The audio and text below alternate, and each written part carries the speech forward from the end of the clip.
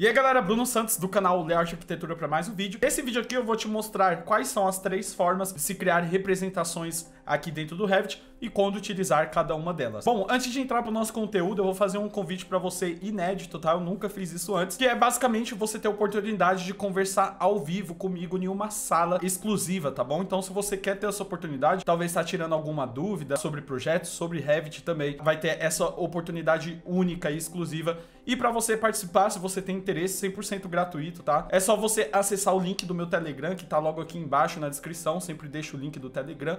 Entra lá no nosso canal do Telegram, sempre tem algum conteúdo, notificação de vídeos, e por lá eu vou estar mandando mais informações ao longo do tempo, como que vai funcionar esse nosso encontro, tá bom? Então não perde tempo, já clica aí embaixo e já acessa o link do Telegram para você receber mais informações, beleza? Então agora vamos lá para o nosso conteúdo. Eu já estou compartilhando minha tela. E Bruno, quais são esses tipos de representações? Como que funcionam essas representações aqui no Revit? Então aqui nesse projeto aqui de exemplo, né, a gente já está com uma representação ativa, tá? Então no Revit sempre vai estar uma ou outra representação. Bruno, como que eu sei aqui qual é a representação que está ativa? Aqui embaixo, ó, nessa barra inferior, a gente tem uma ferramenta, né? Vou dar um zoom aqui, que é o estilo visual. Ou seja, aqui a gente consegue configurar qual estilo de exibição que a gente quer, né? Então vamos lá. Assim que eu clico, na verdade eu falei 3, mas na verdade tem mais de 3. Só que geralmente a gente usa no máximo aí 3, né? Dificilmente a gente usa todas essas representações. Mas vamos lá, a primeira, estrutura de arame. Então, assim que eu ativar aqui estrutura de arame, a gente vai ver ali só linhas, né? Então ele fica de forma transparente. E Bruno, quando que eu vou utilizar? Por que que tem essa estrutura de arame se basicamente a gente não utiliza? Basicamente você vai utilizar ela quando você quer, por exemplo, selecionar algum elemento que está aqui, por exemplo, dentro aqui do pavimento e que você não consegue visualizar por conta, vamos supor aqui que esteja em linha oculta, né? Você não esteja conseguindo visualizar por conta das paredes. Então, neste caso, você pode trocar para a estrutura de arame e talvez selecionar algum elemento, né, que esteja aqui de forma mais dentro do projeto, beleza? Basicamente é esse o uso aqui que a gente usa, é bem pouco utilizado essa estrutura de arame aqui no Revit.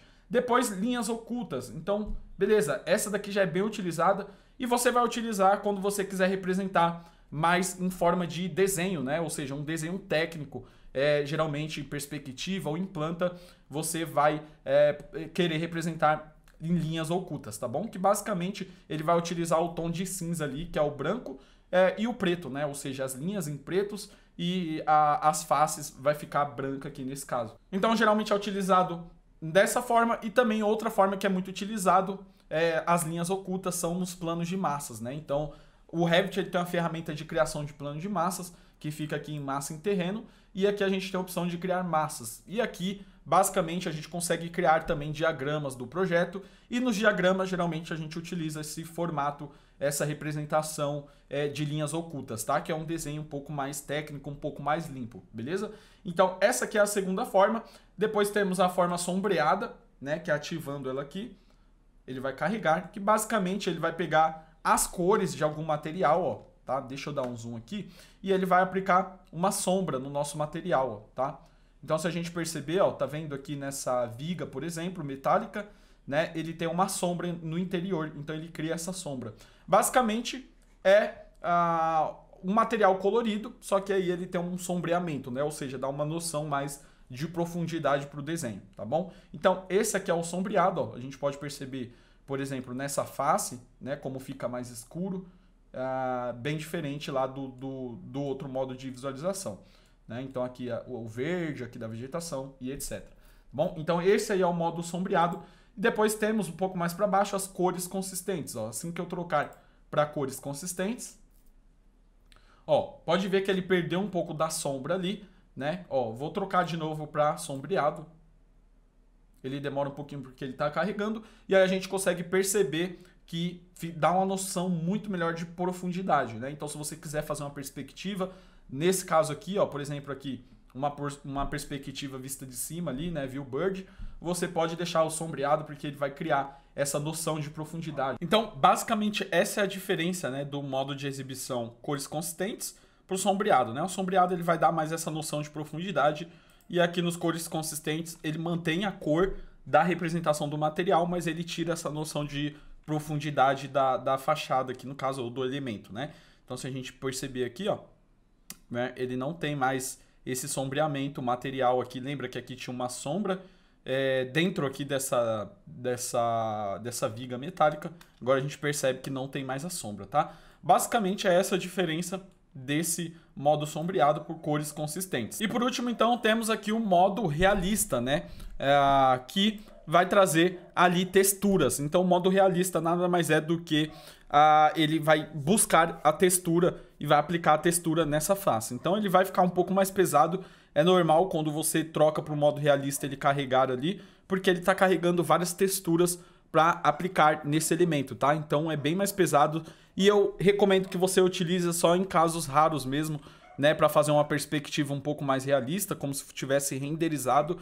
Então aqui, como a gente pode ver, tá bem parecido com um render, né, mais próximo ali. Então esse é o modo realista, né, bem bacana também aqui no Revit. Ele vai trazer aqui a noção do vidro, né, já de alguns materiais, como se tivesse ali renderizado. Então basicamente ele não tá renderizado, mas ele traz as texturas, tá bom? Então se, por exemplo, a gente selecionar uma parede dessa aqui e vir aqui, ó, em editar tipo, tá?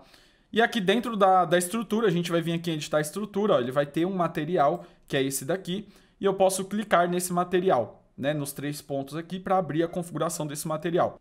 Bom, e aqui na configuração, se eu vim aqui, por exemplo, em gráficos, né, ou seja, aqui na aparência a gente deixou aquela cor branca, né, e se eu aqui em gráfico, por exemplo, aqui no primeiro plano dele, trocar, por exemplo, esse preenchimento, por exemplo, para um desenho aqui sólido, um preenchimento sólido, e colocar a cor, por exemplo, aqui vermelha, vou dar um OK, aplicar, vou dar um OK aqui, outro OK e um OK aqui, a gente vai ver que a nossa parede tá vermelha, tá? Só que se eu trocar aqui para o modo realista, ó, tá? Aqui tá em linha oculta, se eu trocar para o realista, nós vamos perceber que a nossa parede, ela tá branca, tá? E é justamente por conta disso, né? Se eu selecionar essa parede e vir aqui em editar tipo, editar aqui a estrutura, então basicamente essa configuração que eu fiz. Aqui em gráfico, que é uma linha oculta, eu deixei o preenchimento vermelho e na aparência eu deixei a textura branca, né? Então aqui eu tenho essa separação, beleza? Acho que ficou bem claro. Então essa é a diferença desses modos de representações, beleza? Bom, e aí você pode perguntar, Bruno, mas essas representações só funcionam no 3D, né? Como eu mostrei aqui?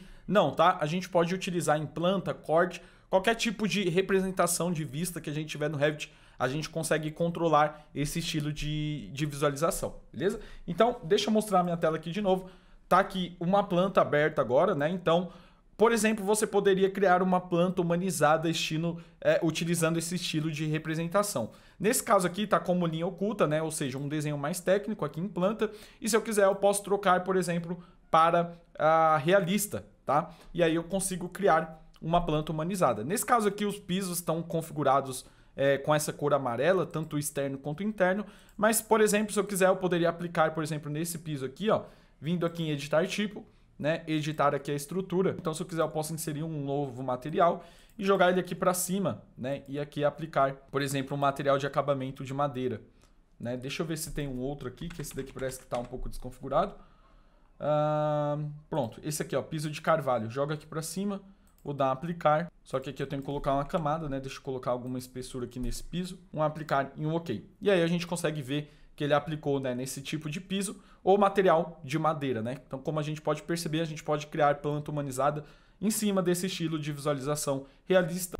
Beleza? Então, dessa forma a gente consegue criar vários tipos de representações, planta humanizadas, perspectivas no modo realista, linhas ocultas, sombreados, ou seja, diversos tipos de representações que o Revit traz e que é bem bacana. A gente pode utilizar isso para transformar, né, diversas formas de representar o nosso projeto, tá bom? Bom, então espero que você tenha gostado. Não esqueça de entrar para o nosso canal do Telegram, se você quiser ter uma conversa, tirar algumas dúvidas comigo, né, em uma plataforma online, 100% ao vivo, 100% gratuita.